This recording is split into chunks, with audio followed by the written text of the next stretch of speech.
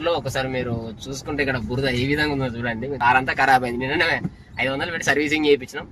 ఎట్లయితే వచ్చిందో అచ్చరుట్లనే ఖరాబ్ అయిపోయింది. మళ్ళీ ముందరికి వెళ్తే ఇంకా ఇది నార్మల్ ఇంకా బురద, ఇంకా ముందరికి వెళ్ళిన తర్వాత మస్తు ఉంటుంది బురద. దానికి వెళ్ళి తీయాలంటే జర ట్రిక్కీనే. ముందరికి వస్తుంది.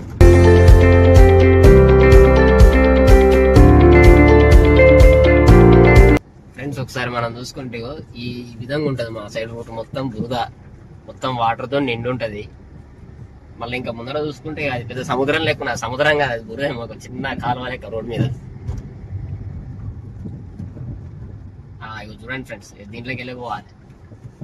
కానీ వర్షాకాలం జర ఇబ్బంది అవుతుంది ఫ్రెండ్స్, ఎందుకంటే అట్లకి వెళ్ళి పోదామంటే బాగున్నది, ఇట్లకి వెళ్ళి పోదామంటే ఇదంతా బురద. ఇప్పుడు ఇలా వర్షం పడలేదు కాబట్టి ఇట్లుంది. ఒకవేళ వర్షం పడితే గుట్లకి వెళ్ళి ఓన్లీ 2 వీలరే పోతుంది. 2 వీలర్ తప్ప మళ్ళీ 4 వీలర్ 3 వీలర్ కూడా నడవదు. 3 వీలర్ జర కష్టంతో తీయాల్సి ఉంటుంది. మళ్ళీ ఇప్పుడు కనగడానికి వచ్చాము. ఇటు రైట్ సైడ్కి వెళ్తేనేమో కాకినాడ చాలా దగ్గర. ఇటుకి మళ్ళీ